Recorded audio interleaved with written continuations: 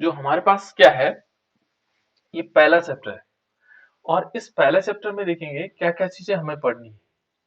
जैसे देखो, इसमें सबसे पहले क्या है, ठोस अवस्था और उसके सामान्य लक्षण क्या है देखेंगे। जैसे हम ठोस कहते हैं, आजकल हम ठोस के बारे में जानते भी हैं, ठीक है ना। ठोस हम कहते हैं जैसे कोई चीज हमारे घर में सॉलिड है, ठीक है ना, मेज कुर्सियां, बहुत सारी चीजें हो सकती है ना, बहुत सारे बर्तन हमारे ठोस हैं। उन ठोस क्या होते हैं, और जो परिभाषाएं हैं उसमें हम थोड़ा चेंजेस पढ़ेंगे इसमें, है ना। क्या चीजें हो सकती हैं, क्योंकि जब से शुरुआती दौर पर हम ठोस किसे कह सकते हैं, भाई ठोस आयतन और आकार क्या होता है जिसका निश्चित होता है, ऐसे कुछ कहते हैं, है ना। लेकिन उस परिभाषा को हम रूपांतरित के रूप में देखेंगे। दूसरा देखो बेटा, यहाँ पर क्या होगा, ठोस जो प्रकार होंगे, ठोसों के भी दो प्रकार होते हैं। एक तो होगा क्रिस्टलीय ठोस और दूसरा होगा अक्रिस्टलीय ठोस। ठोस के भी हमने दो पार्ट कर दिए, है ना। ठोस को भी हमने क्या, कितने भागों में बांटा, दो भागों में बांट दिया इसको, ठीक है ना। एक तो हमने क्या किया, क्रिस्टलीय ठोस ले लिया, है ना। ये क्रिस्टलीय ठोस क्या हो सकते हैं, और दूसरे क्या होंगे, अक्रिस्टलीय ठोस होंगे। तो ये दो प्रकार के ठोस होते हैं, एक क्रिस्टलीय ठोस होगा और दूसरा क्या होगा, अक्रिस्टलीय ठोस होगा, ठीक है ना। ये ठोस के प्रकार है, ठीक है ना। ठोस के कितने प्रकार होते हैं, दो प्रकार। एक तो क्या होगा, क्रिस्टलीय ठोस होगा और दूसरा क्या होगा, अक्रिस्टलीय ठोस। तो ये क्रिस्टलीय ठोस है, ठीक है ना, ये क्या हो जाएगा, क्रिस्टलीय ठोस हो जाएगा। दूसरा हम यदि देखें तो ये क्या है, अक्रिस्टलीय ठोस है। दो प्रकार के हमारे पास, एक क्रिस्टलीय हो गया, एक अक्रिस्टलीय हो गया, तो दो प्रकार के हमने ठोस को देख लिया। फिर इसमें क्या होगा कि हमारे लिए जो महत्वपूर्ण है वो क्रिस्टलीय ठोस है। क्रिस्टलीय ठोस का भी वर्गीकरण होता है फिर आगे, है ना। इसका वर्गीकरण हम करते हैं, तो वर्गीकरण के आधार पर उसको आयनिक आयनिक ठोस होते हैं, आणविक ठोस होते हैं, बहुत सारे चार प्रकार के होते हैं, ठीक है ना, जो हमने थोड़ा बहुत हम पढ़ चुके हैं, है ना। क्रिस्टलीय ठोस को हमने चार भागों में बांटा। और फिर अक्रिस्टलीय ठोस हमारे सिलेबस में नहीं है, लेकिन इसके बारे में हमें जानना है, इसके बारे में हमें कुछ चीजें जाननी है। तो जो ठोस के हमने दो पार्ट माने, एक क्रिस्टलीय ठोस है और एक अक्रिस्टलीय ठोस है। ये महत्वपूर्ण, सबसे ज्यादा महत्वपूर्ण हमारे लिए कौन सा है, क्रिस्टलीय ठोस है। अक्रिस्टलीय ठोस क्या है, कम, इसकी केवल हमें सामान्य जानकारियां ही पढ़नी है यहाँ पर, ठीक है ना। अब देखो जो सारी चीजें हैं, ये क्रिस्टलीय ठोस, देखो क्रिस्टलीय ठोसों के का वर्गीकरण हो गया, क्रिस्टलीय जालक हो गया, एकक कोष्टिका हो गई, है ना, एकक कोष्टिका में अवयवी कणों की संख्या हो गई, निविड, उसके बाद आता है निविड संकुलित संरचनाएं कौन कौन सी, संकुलन क्षमता क्या है ना। ये सारे शब्द हमें, और ये किससे रिलेटेड है, ये क्रिस्टलीय ठोस से रिलेटेड है। क्रिस्टलीय ठोस को ही हम क्या बोलते हैं, क्या बोलते हैं बेटा इसको, वास्तविक ठोस भी बोलते हैं। और ये कैसा ठोस है हमारे पास, अवास्तविक ठोस है। तो इस टाइप से यहाँ पर क्या होगा, संकुलन क्षमता क्षमता हम देखेंगे। फिर क्या होगा, एकक कोष्टिका की बीमा और उसकी गणनाएं भी देखेंगे।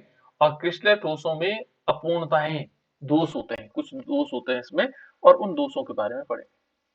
उसके बाद ठोसों के जो हमारे पास क्या होंगे, विद्युतीय गुण होंगे, ठीक है ना, ठोसों के चुंबकीय गुण होंगे, इनके बारे में हम पढ़ेंगे इस चैप्टर में, ठीक है ना। ये तो हमने एक चीजें देख ली कि कौन कौन सी चीजें इसमें महत्वपूर्ण होंगी हमारे। चलो नेक्स्ट देखें, पहले आते हम ठोस की परिभाषा।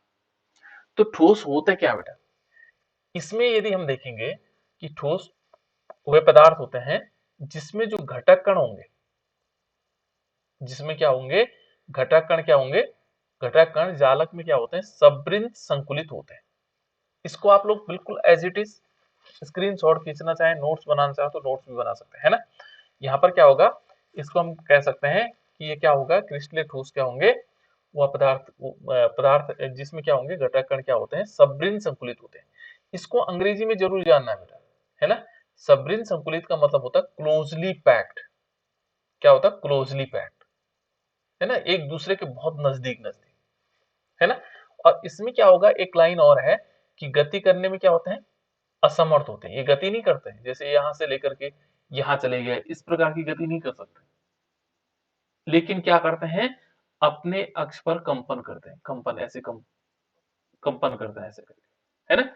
ये अपने अक्ष पर कंपन करते हैं। तो हम ठोस की परिभाषा में क्या कहेंगे, जो हम क्या कहते थे अभी तक, ठोस किसे कहते थे, ठोस कहते थे जिनका आयतन आयतन और आकार क्या होता था, निश्चित होता था। छोटी क्लास में हमने पढ़ा था कि जिनमें आयतन और आकार क्या होते हैं, निश्चित होते हैं, उनको हम ठोस कहते हैं, ठीक है ना। हम यदि देखें तो द्रव की जो पदार्थ की 3 अवस्थाएं होती हैं, पदार्थ की अवस्थाओं के बारे में हम पढ़ते हैं, है ना। पदार्थ की कितनी अवस्थाएं होती हैं? 3 अवस्थाएं। जैसे आप लोगों ने देखा होगा ठोस, द्रव हो गया और गैस हो गया, ये 3 अवस्थाएं होती हैं, ठीक है ना। ठोस, द्रव और गैस। तो इस समय हम जो अध्ययन कर रहे हैं वो ठोस अवस्था का कर रहे हैं, ठीक है ना। और ठोस अवस्था में ठोस क्या है? ठोस वो पदार्थ होते हैं जिसमें क्या होंगे? घटक कण। अब यहाँ पर घटक कण क्या हो सकते हैं? पहले घटक कण को समझते हैं कि घटक कण क्या होंगे। घटक कण को हमें समझना होगा। घटक कण क्या होता है बेटा, कोई बताएगा? आयन, अणु, परमाणु। बिल्कुल गुड बेटा। एक तो आयन हो सकते हैं, अणु हो सकते हैं और परमाणु हो सकते हैं, ठीक है ना। ये तीनों अलग अलग यूनिट्स हैं। आयन होते हैं जैसे धनायन, ऋणायन हो गए, Na पॉजिटिव हो गया, Cl नेगेटिव, ये आयन है।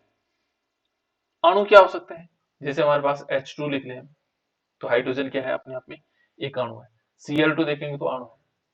परमाणु क्या हो सकते हैं? जैसे हाइड्रोजन को हम क्या लिखें? केवल प्रतीक लिखें, H फॉर्म में लिखें, तो ये परमाणु है उसका। क्लोरीन को यदि Cl रूप में लिखें तो एक Cl परमाणु हो गया। तो ये क्या है? यहाँ पर क्या मानेंगे कि ठोस अवस्था पदार्थ की वह अवस्था होती है जिसमें क्या होंगे? घटक कण। घटक कण भी कह सकते हैं इनको, अवयवी कण भी कह सकते हैं, ये अवयवी कण भी हो सकते हैं, ठीक है ना। और अन्य भी चीजें कह सकते हैं, यानी संरचनात्मक इकाई हम कह सकते हैं क्योंकि ये संरचना का निर्माण करते हैं, है ना। तो इनको हम अवयवी कण भी कह सकते हैं, घटक कण भी कह सकते हैं। तो यहाँ पर घटक कण हमें पता लग गया, अणु, आयन और परमाणु होता है, ठीक है। लेकिन ध्यान रखना ये कैसे होते हैं? क्लोजली पैक्ड होते हैं, यानी कि सबृंत संकुलित होते हैं। कैसे होते हैं? सबृंत संकुलित होते हैं और गति करने में क्या होते हैं? असमर्थ होते हैं। ये केवल क्या करते हैं? अपने अक्ष पर कंपन करते हैं। जो अक्ष होगा उस अक्ष पर कंपन कर सकते हैं, ठीक है ना। उस अक्ष पर क्या करेंगे? कंपन करेंगे, ठीक है ना। इसकी कुछ और विशेषताएं हैं। तो ये परिभाषा आप लोग परिभाषा के रूप में यदि आपको पूछा जाता है कि ठोस किसे कहेंगे, तो ठोस पदार्थ का वह गुण है जिसमें घटक कण क्या होते हैं? नजदीक नजदीक क्या होते हैं? जुड़े हुए होते हैं और गति करने में क्या होता है? समर्थ होते हैं। साथ साथ में केवल अपने कक्ष पर कंपन करते हैं। तो ये हम परिभाषा के रूप में हम उसको लिख सकते हैं। दूसरा देखो बेटा, इसमें यदि देखेंगे तो ठोस, यदि हम देखेंगे इसमें क्या आ जाता है? ठोस पदार्थ के गुण, जो ठोस पदार्थ होते हैं के गुण न केवल घटक कणों की प्रकृति पर निर्भर करते हैं, इंपॉर्टेंट लाइन है ना। उनकी केवल उसकी प्रकृति पर निर्भर नहीं करते हैं, बल्कि उनकी व्यवस्था और बलों के प्रकारों पर भी निर्भर करते हैं, ठीक है ना। यानी कि यदि हम देखेंगे तो घटक कण को क्या कह रहे हो कि जो घटक कण है, मान लीजिए सपोज हमने कहा है एक घटक कण है, हमारे पास आयन है, मान लीजिए सोडियम है, सोडियम आयन हमने ले लिया है, ये घटक कण है हमारे पास, ठीक है ना। तो केवल इसकी प्रकृति पर ही नहीं निर्भर करेगा, बल्कि क्या करेगा? उनकी व्यवस्था के आधार पर, व्यवस्था हो गई, उनके बीच लगने वाले बल है, उनके आधार उन पर भी निर्भर करता है, ठीक है ना। यानी कि जो घटक कण होंगे वो किस किस पर निर्भर करेंगे? घटक कण जो गुण होंगे, यानी कि ठोस पदार्थों के जो गुण होंगे, मान लीजिए हमने कहा ठोस पदार्थ के गुण, ठोस पदार्थ के गुण किस किस पर निर्भर करेंगे? जो ठोस पदार्थ हैं उनके गुण किस पर निर्भर करेंगे? इनको आप नोट भी कर सकते हैं इस फॉर्म में। कौन कौन से गुण हो सकते हैं? यदि हम पहला गुण देखें बेटे सर, तो एक आएगा घटकों की प्रकृति। जो घटक है या अवयवी कणों की प्रकृति, है ना। तो हम क्या लिख सकते हैं? घटकों की प्रकृति। एक तो निर्भर करेंगे किस पर? जो घटक होंगे उसकी प्रकृति पर निर्भर करेंगे, उनकी प्रकृति कैसा, उनका नेचर कैसा है, ठीक है ना। घटक जो ठोस पदार्थ हैं उनके गुण किस पर निर्भर कर सकते हैं, है ना, किन चीजों पर निर्भर? या या ठोस पदार्थों के गुण की निर्भरता, इसको हम ऐसे भी लिख सकते हैं कि निर्भरता किस पर निर्भर रहे, है ना। तो पहला क्या होगा? घटक कणों की प्रकृति पर निर्भर रहते हैं। दूसरा क्या होता है? यदि हम दूसरे फॉर्म में देखेंगे तो उनकी उनकी व्यवस्था क्या था? व्यवस्था पर निर्भर रहते हैं। उनकी व्यवस्था कैसी है ना। तो व्यवस्था कैसे किसके? जो अवयवी कणों की, अवयवी कण या घटक कणों की, है ना, घटक कणों की व्यवस्था पर। तीसरा यदि हम देखेंगे तो किस पर है? उनके बलों पर, घटक कणों के बीच लगने वाला बल, है ना। यहाँ पर हम लिख सकते हैं घटक कणों के बीच लगने वाला बल, के बीच लगने वाला बल, बीच लगने वाला बल। इन तीन चीजों पर क्या करेंगे? निर्भर रहता है जो हमारे पास क्या होंगे? ठोस पदार्थ के गुण होते हैं, है ना। तो ये 3 प्रकृतियां, यानी कि हम कह सकते हैं ठोस पदार्थ, नीचे लिखा हुआ मैंने, ठोस पदार्थों के गुण निम्न कारकों पर निर्भर करते हैं। ठीक है ना, घटक कणों की प्रकृति हो गई, घटक कणों की व्यवस्था हो गई, घटक कणों पर लगने वाले बल है। तो इस 3 प्रकृतियां इसकी हैं, इन पर निर्भर करेगा। ठीक है बेटा, अब आपको ये ध्यान रखना है, ये पॉइंट्स हम इसलिए थोड़े और ड्रास्टिक में जा रहे हैं, कोशिश करते हैं उनको और अच्छी तरह सीखने का, है ना। तो ये हमारे पास क्या है, ठोसों के बारे में नोट हो गया होगा, स्क्रीनशॉट खींच लेना। जो इंग्लिश में पढ़ना चाहे तो पढ़ सकते हैं, वैसे हिंदी में आपको नोट्स लिखने। देखो, अब हम क्या करेंगे, ठोसों के सामान्य अभिलक्षण। जो ठोस होते हैं उनके कौन कौन से लक्षण हो सकते हैं, क्या क्या लक्षण होते हैं उनके, है ना। तो उन लक्षणों को हम पढ़ेंगे, कैसे कैसे हो सकता है। नंबर 1 यदि हम देखेंगे कौन कौन से लक्षण है इसके, जैसे मान लीजिए सपोज हमारे पास ये कहता है सामान्य लक्षण कौन से। यदि हम इसके सामान्य लक्षण को देखेंगे तो ठोसों के सामान्य जो लक्षण होते हैं, निश्चित एक तो द्रव्यमान होता है, आयतन होता है और आकार होता है। इसमें 3 चीजें निश्चित होती है, एक तो उनका द्रव्यमान निश्चित होता है, दूसरा क्या होता है, आयतन निश्चित होता है, और तीसरा आकार निश्चित होता है, जो सामान्य लक्षण है ना। यहाँ यदि देखो बेटा, इनके बीच जो आंतरा आणविक दूरियां हैं वो लघु होती हैं। जो इनके बीच एक अणु से और दूसरे अणु के बीच जो दूरी है वो क्या होती, कम होती, बहुत कम होती। ठीक है ना, कैसे होती, बहुत कम होती। यदि हम देखेंगे एक अणु से दूसरे अणु के बीच की जो दूरियां हैं वो बहुत कम होती। इनके बीच जो लगने वाला बल है, एक अणु और दूसरे अणु के बीच लगने वाला जो बल है वो कैसे होगा, बल कैसे होता है, प्रबल बल होता है। अंतरा आणविक जो बल होगा वो कैसे होगा, प्रबल होगा, काफी पावरफुल होता है। ठीक है, ये कुछ लक्षण है इसके। ठीक है, यदि नेक्स्ट को देखें, उनके जो अवयवी कण है, अवयवी कण क्या होंगे, अवयवी कण क्या होंगे बेटा, कौन बताएगा अवयवी कण? अवयवी कण क्या हो सकता है बेटा, अवयवी कण किसे कह सकते हैं। यहां पर यदि हम देखेंगे उनके अवयवी कण, अवयवी कण क्या है, बताओ बेटा, अवयवी कण क्या हो सकते हैं, किसी को मालूम है। घटक कण क्या है, आयन अणु परमाणु। बिल्कुल, घटक कण तो आयन अणु और परमाणु हो गए। और अवयवी कण क्या होंगे, ये भी क्या होंगे बेटा, ये भी आयन हो सकते हैं, अणु हो सकते हैं और परमाणु हो सकते हैं, ये तीनों होंगे। ठीक है ना, अणु होंगे, आयन होंगे और परमाणु होंगे। ये हमारे पास क्या होंगे, अवयवी कण होंगे, जो हमारे पास कंस्टिट्यूएंट पार्टिकल कहते हैं उनको अंग्रेजी में। ठीक है ना, ये देखो वो कहता है कि अवयवी कणों की स्थितियां निश्चित होती हैं। कैसे होती है इनकी, इनकी जो स्थितियां हैं वो निश्चित होती हैं। ठीक है ना, और यह क्या करते हैं, केवल केवल क्या होगा, जो यह कण केवल अपने मध्य स्थित चारों ओर दोलन करते हैं, जो परिभाषा में हमने पढ़ा था, है ना, कि जो ये क्या होंगे, जो कण होंगे वो अपनी मध्य स्थिति में क्या करेंगे, दोलन करेंगे। उसके बाद क्या होता है बेटे, ये असंपीड्य होते हैं। कैसे होते हैं, असंपीड्य। असंपीड्य का मतलब क्या होता है, यदि हम इनको प्रेस करेंगे तो ये दबेंगे नहीं, है ना। असंपीड्य, संपीड्य का मतलब होता है, जैसे मान लीजिए हमारे पास कोई वस्तु है, एक लकड़ी का गुटका है, यदि हम इसको प्रेस करेंगे, ऊपर से दबाते हैं तो ये दबता नहीं है। लेकिन यदि स्पंज का टुकड़ा है या हमारे बेड है, बेड का गद्दा, गद्दे को देखा होगा, गद्दे को हम दबाएंगे तो वो दब जाता है। तो ये क्या है, ये जो दबने वाली चीज होती है उनको बोलते हैं संपीड्य, और जो दबता नहीं है उसको क्या बोलते हैं, असंपीड्य। तो जो ठोस होंगे वो कैसे होंगे, असंपीड्य होंगे, और साथ साथ में कैसे होंगे, कठोर भी होते हैं। ठीक है ना, ये लक्षण है इनके। ठीक है, इनको हम ऐसे ही बिल्कुल पूरी तरह पॉइंट्स याद आ जाएंगे हमें, है ना। और ठोसों ठोसों को क्या कहते हैं, ठोसों को घटक कणों की व्यवस्था के आधार पर 2 प्रकार से वर्गीकृत किया जाता है। अब ये ध्यान रखना बेटा, इसमें जो ठोसों की व्यवस्था के आधार पर, यहाँ पर क्या है, इन्होंने वर्गीकरण किया, लेकिन कौन सा वर्गीकरण किया, व्यवस्था के आधार पर। जो घटक कण होंगे उनकी व्यवस्था के आधार पर, जैसे मान एक घटक कण है, एक घटक कण है, एक तो ऐसे लगे हुए, ऐसे लगे हुए, है ना, और एक ऐसे लगे हुए हैं, एक यहाँ पर, एक यहाँ पर, एक यहाँ पर, एक यहाँ पर, एक इस टाइप से, ये अनियमित लगे हुए हैं, लेकिन ये व्यवस्था के आधार पर। तो यदि ये कहता है कि जो, यदि हम घटक कणों की व्यवस्था के आधार पर देखेंगे तो ठोस कितने प्रकार के होते हैं? 2 प्रकार, इन घटक कणों की व्यवस्था के आधार पर, ठीक है ना। एक तो ऐसी व्यवस्था है और एक ऐसी व्यवस्था है। तो इस घटक कणों की व्यवस्था के आधार पर ठोस कितने प्रकार के होते हैं बेटा? 2 प्रकार के होते हैं। और वो 2 प्रकार कौन कौन से हैं? एक है क्रिस्टलीय ठोस और दूसरा कौन सा हमारे पास? अक्रिस्टलीय ठोस।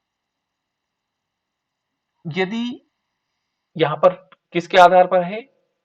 घटक कणों की व्यवस्था के आधार पर क्या होंगे? जो हमारे पास क्या घटक कणों की व्यवस्था के आधार पर ठोस 2 प्रकार के होते हैं, एक क्रिस्टलीय ठोस होगा, एक अक्रिस्टलीय ठोस होगा। अब ठोस के 2 प्रकार हो गए, है ना। कौन कौन से? क्रिस्टलाइन सॉलिड और अमरफस सॉलिड भी कहते हैं बेटा इसको। क्या बोलते हैं? अमरफस सॉलिड भी कहते हैं। अक्रिस्टलीय ठोस को क्या बोलते हैं? अमरफस सॉलिड को कहते हैं अंग्रेजी में, ठीक है। तो ये 2 प्रकार के होते हैं। अब देखो यहाँ पर कुछ विशिष्ट गुण है, जो ठोस पदार्थ है उनके कुछ विशिष्ट गुण होते हैं, है ना। तो विशिष्ट गुणों को हम यदि देखेंगे, ठोस क्या होते हैं? कठोर होते हैं, इस सबको मालूम है। निश्चित आकार होता है और द्रव्यमान होता है ना। ये कुछ एनसीईआरटी बुक्स के हैं जिनको मैं आप लोगों के साथ शेयर कर रहा हूँ, है ना। उनके पास क्या होता है? निश्चित आयतन होता है। इनके पास क्या होगा? निश्चित आयतन होता है। भले ही क्या है उस कंटेनर का आकार या आकार के प्रभाव के बिना उनमें रखा जा सकता है, ठीक है ना। इनके बीच देखो अंतराणु दूरी बहुत छोटी होती है। ये तो सारी चीजें हमने पढ़ ली है ना, ये सारी चीजें। लेकिन ये कहता है देखो, ठोस पदार्थों का घनत्व तरल पदार्थों और गैसों की तुलना में अधिक होता है। यानी कि इनका घनत्व क्या होगा? जो ठोस होंगे उनका घनत्व क्या होगा? अधिक होता है। तो ये छोटे छोटे क्वेश्चन आ सकते हैं, इसमें बन सकते हैं कि उनका घनत्व क्या होगा? अधिक होगा। ठोसों का घनत्व अधिक होता है, ठीक है। यहाँ एक और लाइन देखो बेटा, अधिकांश ठोस क्या होते हैं? गर्म होने पर क्या हो जाते हैं? तरल बन जाते हैं। कुछ ठोस ऐसे होते हैं जिनको आप गर्म करेंगे तो क्या हो जाएंगे? कैसे हो जाएंगे? तरल बन जाएंगे। इस प्रक्रिया को पिघलने के रूप में जाना जाता है। और जिस क्या कहते हैं देखो, जिस तापमान पर एक ठोस तरल में बदल जाता है उसे उसका क्या कहा जाता है? गलनांक कहते हैं। मान लीजिए कोई ठोस हमारे पास है और यदि वो ठोस क्या हो? द्रव में बदल गया, ठीक है ना। मान लीजिए यहाँ पर मान लीजिए हमने 50 डिग्री सेल्सियस पे मान लीजिए, है ना, हमने इसको गर्म किया और ये ठोस जो है द्रव में बदल गया, तो ये क्या कहलाएगा? उसका गलनांक, जिस पर वो क्या हो रहा है? गल रहा है ना।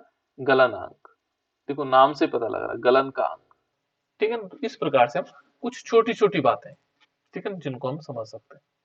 क्लियर? ये तो हो गया बेटा हमारे पास ठोस। पहले हमने ठोसों के बारे में जाना कि ठोस किस प्रकार से होते हैं, ठीक है ना। अब दूसरा नंबर आता है कि तो ठोसों के प्रकार के बारे में हमने जाना और सामान्य लक्षण है उसके ठोस के, ठीक है ना, कौन कौन से लक्षण हो सकते हैं। दूसरा हमारे पास अब आता है क्रिस्टलीय ठोस, अक्रिस्टलीय ठोस। यानी कि हमें अब किसके बारे में जानना है? क्रिस्टलीय ठोस क्या होते हैं और अक्रिस्टलीय ठोस क्या होता है, ठीक है। दूसरा नंबर इसका आता है क्रिस्टलीय ठोस और अक्रिस्टलीय ठोस। हमने 2 भागों में बांट दिए। क्रिस्टलीय ठोस और अक्रिस्टलीय ठोस 2 प्रकार के होते हैं। किसके आधार पर कहा बेटा हमने? क्या आधार माना हमने? कोई बताएगा? किसके आधार पर हमने ठोसों को 2 भागों में बांटा? कौन सा आधार लिया हमने? घटक कणों की व्यवस्था का। बिल्कुल, ये ध्यान रखना आप, है ना। घटक कणों की व्यवस्था के आधार पर ये 2 प्रकार के होते हैं, ठीक है ना। और वो कौन से होते हैं? क्रिस्टलीय ठोस और अक्रिस्टलीय ठोस। देखो अब हमने कहा घटक कणों की व्यवस्था के आधार पर, ठीक है ना। यहाँ पर देखो क्रिस्टलीय ठोस कौन से होंगे उनमें? ये कहता है क्रिस्टलीय ठोसों में अवयवी कण, जो अवयवी कण है या घटक कण, एक ही चीज है, दोनों कोई फर्क नहीं है इनमें। अवयवी कण भी उनको कह सकते हैं, घटक कण भी उनको ही कहा जा सकता है। देखो ये कहता है क्रिस्टलीय ठोसों में अवयवी कणों की एक निश्चित और नियमित व्यवस्था होती है। बस ये ध्यान रखना, जो क्या होंगे यहाँ पर, जो घटक कण होंगे, निश्चित और नियमित व्यवस्था होगी। कैसे होगी? निश्चित होगी और नियमित होगी। मान लीजिए एक यहाँ पर एक घटक कणी है, दूसरा घटक कणी है, तीसरा घटक कणी है, चौथा ये मान लीजिए, तो ये व्यवस्था में आ रहा है देखो, है ना। फिर इसके नीचे यहाँ पर आ रहा है, तो एक व्यवस्था बन रही है, ठीक है ना। अब कैसे एक दूसरे ढंग से हम कर सकते हैं, कैसे? देखो यदि मैं इसको इस रूप में ले, मान लीजिए मैंने यहाँ पर लिया, देखो एक घटक कणी हुआ, फिर मैंने जगह छोड़ी, दूसरा यहाँ हुआ, तीसरा यहाँ हुआ और चौथा यहाँ हुआ, ठीक है ना। फिर क्या किया मैंने, एक पांचवा यहाँ पे लिया, छठा यहाँ लिया, सातवां यहाँ लिया, ठीक है ना। फिर आठवां यहाँ पर ले लिया, नौवां यहाँ लिया, 10वां यहाँ ले लिया और 11वां यहाँ ले लिया, ठीक है ना। ये तो मैंने एक कलर में ले लिया, ठीक है ना। अब घटाकर्ण जरूरी थोड़ी कि एक ही प्रकार का होगा, दूसरे प्रकार के भी तो इसमें होंगे, है ना। तो दूसरे प्रकार के भी इसमें घटाकर्ण हो सकते हैं। तो मैं दूसरा कलर भी ले लेता हूँ। मान लीजिए मैंने ये दूसरा ये ले लेता हूँ, है ना। देखो दूसरा वाला घटाकर्ण मैंने यहाँ पर ले लिया, मान लीजिए ये ले लिया, ठीक है, ये ले लिया। ये देखो, अब घटाकर्ण क्या है, एक निश्चित और नियमित प्रकार से व्यवस्थित है, ठीक है, निश्चित और नियमित प्रकार से व्यवस्थित है। कैसे, देखो एक रेड वाला है, दूसरा वाला ग्रीन हो रहा है, फिर रेड फिर ग्रीन फिर रेड फिर ग्रीन, इस प्रकार से आते हैं। तो इस प्रकार की जो व्यवस्थाएं बन रही है वो क्या हो रहे हैं, घटाकर्ण क्या है, एक निश्चित और नियमित व्यवस्था में, निश्चित तो है ही, साथ साथ में नियमित भी है। ये देखो, ये रेड के बाद फिर ग्रीन आ रहा, फिर रेड आ रहा, फिर ग्रीन आ रहा, फिर नियमित व्यवस्था में व्यवस्थित है। तो यहाँ इस लाइन को क्रिस्टलीय ठोस की परिभाषा यही है कि क्रिस्टलीय ठोस में जो क्या होंगे, घटक क्या होंगे, निश्चित और नियमित व्यवस्था में व्यवस्थित होंगे, ठीक है ना। अब उसके गुण है बेटा, और क्या हो सकते हैं गुण, जो इनके गुण हो सकते हैं, क्या गुण हो सकते हैं जो, यदि हम क्रिस्टलीय ठोस को मान लेते हैं तो उसके गुण क्या हो सकते हैं, ठीक है। तो ये क्या, इनमें क्या होता है बेटा, पहला लाइन इनकी है, इनमें दीर्घ परासी व्यवस्था होती है। ध्यान रखने, बहुत इंपॉर्टेंट लाइन है। कैसी व्यवस्था इनमें होती है, दीर्घ परास। दीर्घ परास का मतलब ये इनका परास बढ़ता चला जाएगा बहुत लंबे समय, यानी कि ऊपर भी हो सकता है, इससे ऊपर भी हो सकता है, बहुत लंबे उसमें चल सकता है ना। यानी कि क्या होगा, अर्थात जो कण है, कणों की व्यवस्था का पैटर्न क्या होगा, नियमित होगा, माने चलता रहेगा, ये आगे बढ़ता चला जाएगा, नियमित होकर, ठीक है ना। तो इनमें पहला लक्षण तो ये ध्यान रखना कि क्रिस्टल ठोसों का जो पहला लक्षण है उसमें दीर्घ परास व्यवस्था होती है। आप इसको शॉर्टकट में याद रखिए, चाहे कैसे भी रखिए, इनमें कैसी व्यवस्था होती है, दीर्घ परासी व्यवस्था होती है, लॉन्ग रेंज, अंग्रेजी में कहते हैं लॉन्ग रेंज, ठीक है। दूसरा है, इसमें क्या होगा, जो यहाँ पर जो संगलन उष्मा होगी ये निश्चित होती है। ये भी बहुत इंपॉर्टेंट पॉइंट है कि यदि हम इसकी संगलन उष्मा को देखेंगे तो कैसी होती है, इसकी संगलन उष्मा निश्चित होती है, ठीक है ना। तीसरा पॉइंट देखो बेटा, इसमें पहला तो दीर्घ परासी व्यवस्था होती है इसमें, दूसरा पॉइंट यदि देखेंगे तो इनमें संगलन उष्मा क्या होती है, निश्चित होती है। तीसरा यदि पॉइंट देखें तो इनमें क्या कहता है कि गलनांक कैसा होता है, इनका तीक्ष्ण होता है। कोई बताएगा बेटा तीक्ष्ण का मतलब क्या होता है, तीक्ष्ण का मतलब क्या होता है, सार इनका गलनांक तीव्र होता है। क्या होता है बेटा, इसका मतलब क्या भाई, इससे क्या समझे आप लोग, तीक्ष्ण का मतलब क्या हुआ, तीव्र या तीक्ष्ण का मतलब क्या, अपनी भाषा में हम समझ सकते हैं, क्या क्या हो सकता है तीक्ष्ण। ये निश्चित ताप पर ठोस से द्रव में बदल जाते हैं। बिल्कुल, यहाँ पर यदि हम इसको समझेंगे तो निश्चित ताप पर, जैसे मान लीजिए हमारे पास कोई चीज है, हमने क्या किया, ये कोई ठोस था, एक ठोस हमारे पास है ना। और इस ठोस को हमने देखा, हमने इसको ताप दिया, टेम्परेचर दिया, है ना। यहाँ से हमने स्प्रिट लैंप जलाया और इसको हमने ताप दे रहे हैं, तो इसको गर्म कर रहे हैं, तो इसमें कोई फर्क नहीं पड़ रहा था। लेकिन जैसे ही क्या हुआ, 10 डिग्री हुआ, 10 डिग्री सेल्सियस हुआ, तो ये ठोस जो है द्रव में बदल गया। 10 डिग्री पर आने पर, 9 डिग्री तक कोई परिवर्तन नहीं था, 10 डिग्री जैसे हुआ वैसे क्या हो गया, ठोस द्रव में परिवर्तित हो गया। तो ये हो गया बेटा तीक्ष्ण, सार, है ना। मान लीजिए, तो इसका, इस ठोस का द्रव हो गया, द्रव में परिवर्तित। कुछ ठोस मान लीजिए एक दूसरा ठोस लिया हमने, और ये क्या करता है, ये 75 डिग्री सेल्सियस पर ये द्रव में बदल जाता है, 74 तक कोई परिवर्तन नहीं, ठीक है ना। जैसे 75 हुआ वैसे क्या हो गया, ठोस द्रव में परिवर्तित हो गया, तो उसको बोलेंगे तीक्ष्ण। यानी कि एक निश्चित ताप पर क्या होगा, वो ठोस क्या होगा, द्रव में परिवर्तित हो जाएगा, तो उसे कह सकते हैं ये है सार। इसको क्या कहा जाता है, शार्प मेल्टिंग पॉइंट, ये शार्प मेल्टिंग पॉइंट हो जाएगा, ठीक है ना, गलनांक जिसको हम कह सकते हैं।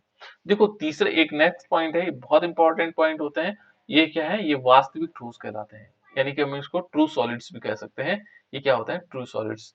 यदि आपके पास आए कि वास्तविक ठोस कौन से हैं, तो वास्तविक ठोस हमारे पास क्रिस्टलीय ठोस है, ठीक है ना, ये क्या होते हैं, क्रिस्टलीय ठोस होते हैं। उसके बाद नेक्स्ट यदि हम देखेंगे तो ये कैसे होते हैं, विषमदैशिक होते हैं, कि बहुत इंपॉर्टेंट पॉइंट है बेटा, विषमदैशिक। विषमदैशिक का मतलब क्या होता है, ये कहता है, देखो यहाँ पर बहुत इंपॉर्टेंट लाइन है, विषमदैशिक प्रकृति का मतलब क्या होता है, ये इस विषमदैशिक प्रकृति को हम ये मान सकते हैं कि भिन्न भिन्न दिशाओं में भिन्न भिन्न भौतिक गुण होते हैं। भिन्न भिन्न दिशाओं का मतलब, यदि हम इस दिशा में चलेंगे तो देखो इस दिशा में उसके भौतिक गुण अलग अलग है, क्योंकि अवयवी कण अलग अलग है। देखो पहले क्या है, रेड है, फिर उसके बाद ग्रीन है, फिर क्या है, रेड है, फिर ग्रीन है, और इस दिशा में जाएंगे तो उसका भौतिक गुण अलग होगा। यदि मान लीजिए हमने इस दिशा में देखेंगे, अलग अलग दिशाएं ली, तो यहाँ देखो ये ग्रीन है, फिर ग्रीन है, फिर ग्रीन है, तो इसका मतलब क्या हुआ, यहाँ पर इसके गुण अलग होंगे, इस वाली दिशा में अलग होंगे, यानी कि भिन्न भिन्न दिशाओं में क्या होंगे, भिन्न भिन्न भौतिक गुण होंगे। यदि हम इसको देखें, इस वाली लाइन में चले तो यहाँ सारे के सारे रेड है, तो ऐसी कंडीशंस भी है इसमें, है ना। यदि हम इस ऊपर के टॉप टू बॉटम चलेंगे तो देखो पहले रेड, फिर क्या आएगा, ग्रीन आएगा, फिर रेड आएगा। तो इस प्रकार से ये कहता है विषमदैशिक का मतलब, यदि भिन्न भिन्न दिशाओं में इसके भौतिक गुण क्या होंगे, भिन्न भिन्न होंगे, वो है मेन पॉइंट इसका। तो विषमदैशिक का मतलब समझ गए, विषमदैशिक का मतलब, विषमदैशिक प्रकृति का मतलब क्या हुआ कि अलग अलग दिशाओं में अलग अलग भौतिक गुण होते हैं, ये महत्वपूर्ण है। इनकी जो सतह होगी वो समतलीय होगी, एक प्लेन सरफेस होगी, ठीक है। और यदि हम इनको क्या करें, चाकू से काटे जाने पर ये नियमित काट को प्रदर्शित करते हैं, ठीक है। नियमित काट का मतलब क्या हुआ बेटा यहाँ पर, कि जैसे हम इसको क्या करेंगे, चाकू से काटेंगे तो ये नियमित काट का मतलब एक सपाट प्लेन सरफेस को दिखाएगा। जैसे आप लोगों ने कभी देखा हो मिस्त्री को तोड़ा होगा तो उनकी जो सरफेस होती है वो प्लेन सरफेस होती है, ठीक है ना, तो वो प्लेन सरफेस को दिखाता है। तो ये इसको कह सकते हैं हम कि यदि हम इसको चाकू से काटेंगे तो कैसे दिखाएगा, नियमित काट को प्रदर्शित करते हैं, ठीक है। और इसके जो एग्जाम्पल हमारे पास उदाहरण है वो कौन कौन से हो सकते हैं, एक उदाहरण हमारे पास साधारण नमक हो गया, चीनी हो गया, है ना, डायमंड हो गया, क्वार्ज हो गया, सिल्वर आयोडाइड हो गया, ये इसके उदाहरण है क्रिस्टलीय ठोस के, ठीक है। तो ये क्रिस्टलीय ठोस होंगे, क्रिस्टलीय ठोस के हमारे पास उदाहरण मिल गए। दूसरा देखो बेटा अक्रिस्टलीय ठोस, बिल्कुल इसके जस्ट विपरीत है ना, इसके विपरीत होना भिन्न है। भिन्न किस प्रकार से यदि हम देखेंगे तो किस टाइप से हो सकता है भिन्न, यदि हम यहाँ पर देखें तो क्या चीजें हो सकती हैं। देखो एक तो इसमें क्या है, इनमें जो अवयवी कण होंगे, जिसे हमने पहले वाले में देखा अवयवी कण क्या थे, निश्चित निश्चित एवं नियमित व्यवस्था में थे। यहाँ पर क्या है, जो अक्रिस्टलीय ठोस होता है हमारे पास, ये क्या होता है, ठोसों में जो अवयवी कण है इनकी कोई न निश्चित व्यवस्था होती है, जो अवयवी कण क्या होंगे उनकी कोई निश्चित व्यवस्था नहीं होती है, ठीक है ना। साथ में वो क्या होगा, न तो निश्चित व्यवस्था होती है और ना ही क्या होगा, निश्चित ज्यामिति या आकृति होगी, ठीक है ना। ये इसका डेफिनेशन के फॉर्म है, ठीक है ना। यहाँ पर निश्चित होना ही नहीं होगा, अनिश्चित होने का। जैसे मान लीजिए एक घटक कण यहाँ है, दूसरा वाला यहाँ है, तीसरा वाला यहाँ, चौथा यहाँ, पांचवा यहाँ, छठा, कोई व्यवस्था में नहीं है, बिखरे हुए हैं, पता ही नहीं लग रहा कौन कहाँ है ना।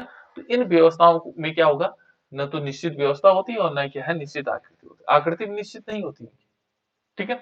तो इसको हम कह सकते हैं वो अक्रिस्टलीय ठोस हो गए। और इनके यदि हम गुणों को देखें, गुण कौन कौन से हो सकते हैं इसमें गुण, ठीक है ना, ये गुण कौन कौन से होंगे, गुण इनमें क्या होगा, पहला होगा लघु परासी व्यवस्था, उसमें क्या था, दीर्घ परासी व्यवस्था, एक एक व्यवस्था के बाद एक फिर टूट जाते हैं, है ना। तो लघु परासी व्यवस्था ये बहुत इंपॉर्टेंट है इसके लिए। यहाँ पर यदि देखेंगे तो ये लघु परासी व्यवस्था होती है, वहां दीर्घ परासी व्यवस्था थी, यहाँ लघु परासी व्यवस्था, ठीक है। यहाँ पर देखें तो जो संगलन उष्मा है वो क्या होती है, निश्चित नहीं होती इसमें, देखो उसका जस्ट विपरीत है, वहां निश्चित थी या निश्चित थी। इनका जो गलनांक है वो तीक्ष्ण नहीं होता है, तीक्ष्ण का मतलब बिल्कुल शार्प नहीं होगा। जैसे आप लोगों ने देखा होगा प्लास्टिक को देखा, तो प्लास्टिक का टुकड़ा लेना, है ना, प्लास्टिक की बोतल लेना और इसको थोड़ा ताप देना, तो ये पहले क्या होता है, ये तुरंत द्रव अवस्था में नहीं आएगा, है ना। यदि हम टेम्परेचर इसको दे लेंगे तो जैसे थोड़ा गर्म होगा तो ये लचीला होने लग जाता है, मुलायम होने लगेगा, और जितना गर्म करेंगे मुलायम होता चला जाएगा, लास्ट में कई बहुत देर में, यानी इसका परास होता है, जैसे 5 डिग्री से 10 डिग्री तक, तो 5 डिग्री पर ये क्या हुआ, थोड़ा मुलायम हुआ, फिर धीरे धीरे और मुलायम हुआ, 10 डिग्री पर ये क्या बन गया, द्रव बन रहा है, पिघलने लग गया, है ना। तो ये इसमें क्या होता है, इसका जो मेल्टिंग पॉइंट है हम ऐसा नहीं बता सकते कि 10 डिग्री पर ये क्या हुआ, द्रव में बदल गया। पहले तो ये क्या था, मुलायम होगा, फिर धीरे धीरे हल्का सा पिघलने वाली स्थिति में आएगा और लास्ट में पिघलेगा। तो इसको हम कह सकते हैं इसका गलनांक क्या नहीं होता, तीक्ष्ण नहीं होता है। ये ध्यान रखना। ये कैसे ठोस है? ये अवास्तविक ठोस है। कैसे ठोस है बेटे? अवास्तविक। ठीक है ना, इनको हम ट्रू सॉलिड्स नहीं मानते, यानी कि सॉलिड नहीं होते हैं, अवास्तविक ठोस मानते हैं। ठीक है ना, इनमें समदैशिक प्रकृति होते हैं। अब देखो विषमदैशिक में क्या था, भिन्न भिन्न दिशाओं में भिन्न भिन्न भौतिक गुण। इसमें क्या होगा, समदैशिक का मतलब क्या होगा, हम दिशाओं में जाएंगे। हाँ नहीं, एक दिशा में जो है क्या होंगे, भौतिक गुण समान होंगे। एक दिशा में भौतिक गुण दूसरे वाली दिशा में अलग नहीं होंगे, जैसे इस दिशा में जाएंगे तो यहाँ पर क्या होंगे, उनके समान गुण होंगे। ठीक है ना, समदैशिक है। ठीक है ना, यहाँ पर ये ध्यान रखना, समदैशिक। और इनकी जो सतह होगी वो कैसे होती है, इनकी जो सतह है वो कैसे नहीं है, समतलीय नहीं होती। चाकू से काटने पर इनको क्या नियमित काट प्रदर्शित नहीं करते। जैसे आप लोगों ने देखा होगा, इसका यदि उदाहरण को देखेंगे तो रबर है हमारे पास, रबर को कभी काट के देखना ब्लेड से तो आपको रबर कट तो जाएगा, लेकिन वहां जो है सपाट नहीं होगा, बल्कि ऐसे छिछला छिछला अंदर से होता है ना। तो ये इसको दिखा सकते हैं हम कि ये चाकू से काटे जाने पर नियमित काट को प्रदर्शित नहीं करते हैं। और एक जो बहुत ही महत्वपूर्ण है वो है ये अति शीतल, इन्हें अति शीतलित द्रव भी कहा जाता है। अति शीतलित द्रव इसलिए कहा जाता है बेटे, ये बहुत धीमी गति से बहने वाले द्रव होते हैं। कैसे पता, कोई उदाहरण है इसका याद आप लोगों को? अति शीतलित द्रव, अति शीतलित द्रव का मतलब क्या हुआ? कांच को देखा आप लोगों ने कि कांच होता है, तो कांच की जो मोटाई होती है ना वो दोनों तरफ से बराबर होती है, ऐसे जैसे खिड़कियों में कांच लगे रहते हैं, है ना, यहाँ पर मोटाई दोनों तरफ बराबर होती है। लेकिन यदि हम कुछ समय तक इसको कांच को ऐसे रखेंगे तो कुछ समय बाद यदि पुराने कांचों को देखेंगे तो ऊपर से पतला हो जाता है और नीचे की तरफ मोटा होने लग जाता है, ऐसा करके में ज्यादा थोड़ा ज्यादा मोटा हो गया ना, ऐसे करके हो जाता है। यानी कि बह रहा है धीरे धीरे, नीचे से बहता है और नीचे से मोटा हो जाएगा और ऊपर से पतला हो जाएगा, क्योंकि बहुत धीमी गति से बहता है। इसको बहने में जो है 15 साल, 20 साल, 25 साल, 30 साल लग जाते हैं, और ये इस प्रकार से बहता है। और बहने के इस अति शीतलित मतलब बहुत धीमी गति से बहने वाला द्रव है ना। तो कांच जो होता है, कांच एक अति शीतलित द्रव के रूप में आता है। तो इसके जो उदाहरण है, जैसे कांच हो गया, मोम हो गया, रबर हो गया, स्टार्च हो गया, प्लास्टिक हो गया, ये सब इसके उदाहरण है। तो इस प्रकार से हमने क्रिस्टलीय ठोस और अक्रिस्टलीय ठोस को जान लिया। ठीक है ना, क्रिस्टलीय ठोस क्या हो गया, अक्रिस्टलीय ठोस क्या होता है। इसके अंतर को आप लोग लिखेंगे कि कौन कौन से अंतर है ना। जैसे यदि हम देखेंगे तो पहला क्या होता है, क्रिस्टलीय ठोस में क्या होता है, कोई बताएगा? इनकी आकार निश्चित होता है सर, क्रिस्टल। हाँ, इनकी ज्यामिति, इनके घटक कणों की व्यवस्था कैसे होती है, नियमित और निश्चित होती है। यहाँ पर ये देखेंगे इनमें घटक कणों की व्यवस्था नियमित और निश्चित नहीं होती। दूसरा क्या हो सकता है, गलनांक तीक्ष्ण होता है। बिल्कुल इसका तीक्ष्ण होगा, और इसका कैसा होगा, इसका तीक्ष्ण नहीं होगा। तीसरा, सर विषम हाँ दैसिक प्रवृत्ति। बिल्कुल, वेरी गुड, विषम दैसिक होता है, बहुत इंपॉर्टेंट ये पॉइंट, इंपॉर्टेंट है विषम दैसिक वाला, है ना। ठीक है ना, विषम दैसिक प्रकृति के होते हैं। गुड। और ये कैसे होते हैं, समदैशिक। ये याद ही रखना बेटा, विषम दैसिक का मतलब भिन्न भिन्न दिशाओं में भिन्न भिन्न भौतिक गुण होते हैं, है ना। और नेक्स्ट बताओ बेटा। सर वास्तविक ठोस होते हैं। बिल्कुल, ये वास्तविक है, और ये क्या हो जाते हैं, अवास्तविक हो जाएंगे। ये वाला नेक्स्ट पॉइंट है, दिन क्या हो सकता है, गलन उष्मा तीक्ष्ण होती है। इसकी संगलन उष्मा निश्चित होती है ना, यह गलन उष्मा संगलन उष्मा, है ना। किसने कहा बेटे संगलन उष्मा निश्चित होती है, कौन था? आवाज नहीं पहचान पा रहा हूँ, अभी तो आवाज पहचानूंगा ना मैं आप लोगों की। वही है अनिश्चित। किसने कहा है, अभिषेक ने? किसने बताया बेटे, संगलन उष्मा वाला किसने बताया? सर वंदना। वंदना ने, ठीक। आज आवाज साफ नहीं आ रही वंदना। ठीक है, नेक्स्ट बताओ बेटा, और क्या हो सकता दीर्घवृत्त इनमें स्थानीय गति नहीं होती है। है, किसमें नहीं होती, क्रिस्टलीय ठोस में क्या नहीं होता है? क्या नहीं होता बेटा, बताओ बताओ, कोई दिक्कत नहीं। और नहीं सर वो ठोस का था सर। हाँ वो ठोस का। और कुछ? दीर्घप्रासी व्यवस्था। बिल्कुल, बहुत बढ़िया, ये बढ़िया पॉइंट है, दीर्घप्रासी व्यवस्था है ना, प्रासी व्यवस्था, इसमें दीर्घप्रासी व्यवस्था, इसमें कौन सी प्रासी होती है, इसमें लघुप्रासी व्यवस्था। ये इंपॉर्टेंट है, ये पॉइंट्स इंपॉर्टेंट है।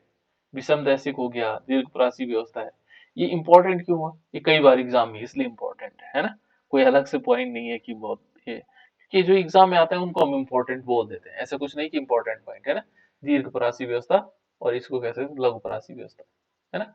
और क्या हो सकता है बेटा? सर स्पष्ट काट को प्रदर्शित करता है। बिल्कुल, चाकू से काटे जाने पर स्पष्ट काट को प्रदर्शित करते हैं और ये नहीं प्रदर्शित करते, तो ऐसा करके हम लिख सकते हैं, ठीक है ना। ये हो गया बेटा हमारे पास क्रिस्टलीय ठोस। आप लोगों को कुछ चीजें नोट करनी है ना।